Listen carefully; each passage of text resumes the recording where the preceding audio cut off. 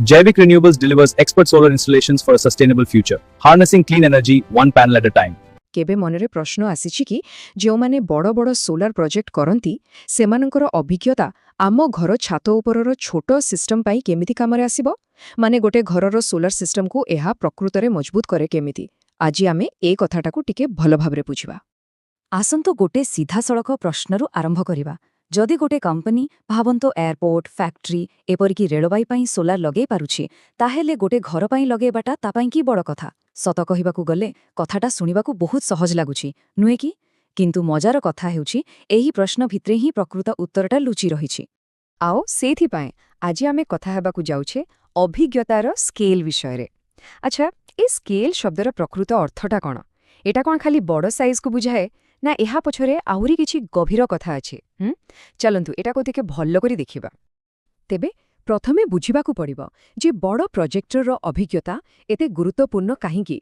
देखंतु कथाटा खाली अधिका संख्यारे पैनल लगेई देबार नुहे ना एहा होउची गुणवत्ता आउ आहुरी गुरुत्वपूर्ण कथा हैला दायित्वबोधर कथा। माने जेतेबडे आमे स्केल कथा कहूचे एहार सीधा सड़क अर्थ हेउची अधिक दायित्व।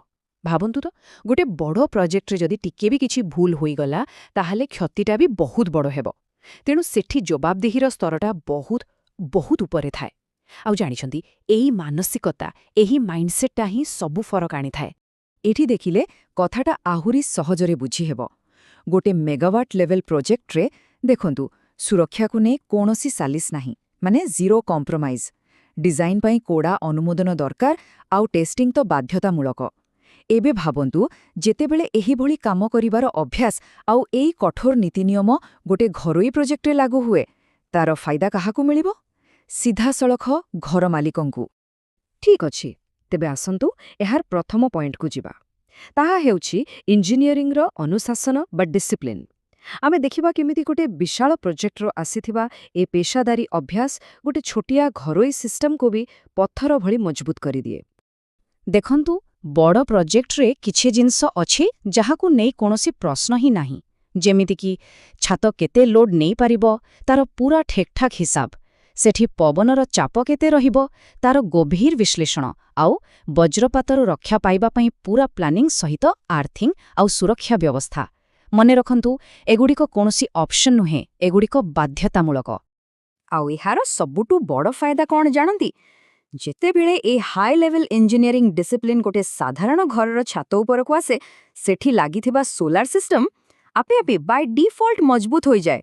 एथिपाई किछि अलगा करिबाकू पड़ेनी एहा सेई अभ्यासरू ही आसीथाए।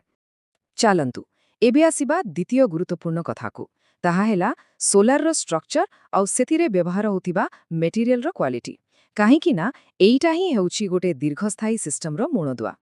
अच्छा गोटे प्रोफेशनल स्ट्रक्चर को चिन्हेबे केमिति किछि सहज उपाय अछि। प्रथमतः एहा सबुबेले सर्टिफाइड मटेरियल रे तयारी होइथिबो। द्वितीयरे तार मोटेइरे माने थिकनेस रे कोनोसी सालिस करा जाय नथिबो। आउ तृतीयरे एहाकू सही अंचलर पवन बेग को हिसाब को ने खास भाबरे डिजाइन करा जायथिबो। आउ आम ओडिसा कथा टिके भाबंतु एठी बात्या प्रबल पवन एसबु तो लागी रही थाए। तेणु आम राज्य पाई एई भली मजबूत ढांचार अभिज्ञता सुनाठारु भी दामी माने अमूल्य कारण एटा खाली गोटे लुहार स्ट्रक्चर नुहे एटा हेउछि सुरक्षार गोटे भरोसा। ठीक अछि तेबे इंजीनियरिंग आउ मेटेरियल कथा तो बुझिले एबे चलंतु आउ गोटे पाद आगकू जिबा आउ कथा हेबा मानसिकता विषयरे रिस्क मैनेजमेंट माइंडसेट माने विपद आसीबा आगरु ही ता विषयरे भाबिबा आउ प्रस्तुत रहिबा। जो कंपनी मानक पाखेरे बड़ प्रोजेक्टर अभिज्ञता थाए सेमाने काम आरंभ करिबा आगुरु प्रथमे रिस्क विषयरे भाबंती कोन भूल होई पारे एइटा होछि सेमानकर प्रथम प्रश्न। समाधान तो परे आसीबो प्रथमे रिस्क सेमाने निजकू निजे पचारंती जदि बात्या आसिला तेबे कोन हेबो जदि वज्रपात हेला ताहाले कोन हबो आ जदि घरर छात ही दुर्बल अछि सेतेबेले कोन हबो। एई जेउ व्हाट इफ बा जदि तेबे कोन हबो बोली बारंबार पचारिबार अभ्यास अछि ना एइटा ही प्रकृत सुरक्षा आनी थाए। मने रखिबा दरकार सुरक्षा केबे भी दुर्घटना परे आसे ना सुरक्षा आसे आगुआ चिंता करिबारु। अच्छा एबे आसंतु शेष किंतु सबुठारु गुरुत्वपूर्ण कथाटिकू देखिबा आउ ताहा हेउछि सर्विस माने सिस्टम लागि सारिबा परर सेवा। गोटिए कथा बुझिबाकू पड़िबो ବଡ଼ ବଡ଼ କମର୍ସିଆଲ ପ୍ରୋଜେକ୍ଟରେ ସର୍ଭିସ୍ ଗୋଟେ ଅପସନ୍ ନୁହେଁ, ଏହା ବାଧ୍ୟତାମୂଳକ, ଇଟ୍ସ ମ୍ୟାଣ୍ଡେଟରୀ। କାହିଁକି? କାରଣ ସେଠି ଯଦି ଗୋଟେ ଦିନ ପାଇଁ ବି ସିଷ୍ଟମ୍ ବନ୍ଦ ହୋଇଗଲା, ତାର ଅର୍ଥ ହେଉଛି ଲକ୍ଷ ଲକ୍ଷ ଟଙ୍କାର କ୍ଷତି। ଆଉ ସେହିଥିପାଇଁ ଏହି କମ୍ପାନୀମାନେ ଗୋଟେ ପୂରାପୂରି ପ୍ରୋଫେସନାଲ ସର୍ଭିସ୍ ସିଷ୍ଟମ୍ ତିଆରି କରନ୍ତି। ପ୍ରଥମେ ସେମାନେ ଏକ ରେସ୍ପନ୍ସ ସିଷ୍ଟମ୍ ବନାନ୍ତି, ଯେମିତିକି କମ୍ପ୍ଲେନ୍ ଆସିଲେ ତୁରନ୍ତ କାମ ହେବ। ଦ୍ୱିତୀୟରେ ସବୁ ଜରୁରୀ ସ୍ପେୟାର ପାର୍ଟସ୍ ଷ୍ଟକ୍ରେ ରଖନ୍ତେ। ଆଉ ତୃତୀୟରେ ସେମାନେ ସ୍ଥାନୀୟ ଟିମ୍କୁ ଟ୍ରେନିଂ ଦେଇ ପ୍ରସ୍ତୁତ ରଖନ୍ତେ, ଯାହାଫଳରେ ସମସ୍ୟାର ସମାଧାନ ବହୁତ ଜଲ୍ଦି ହୋଇପାରିବ।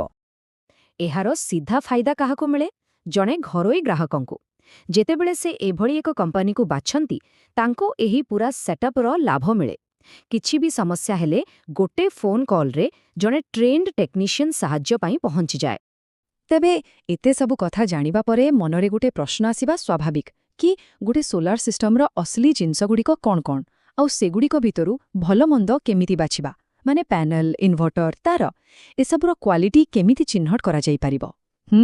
ଏଇଟା ଗୋଟେ ବହୁତ ବଡ଼ ପ୍ରଶ୍ନ, ଆଉ ଏହାର ଉତ୍ତର ଖୋଜିବା ଆମର ପରବର୍ତ୍ତୀ ଆଲୋଚନାରେ।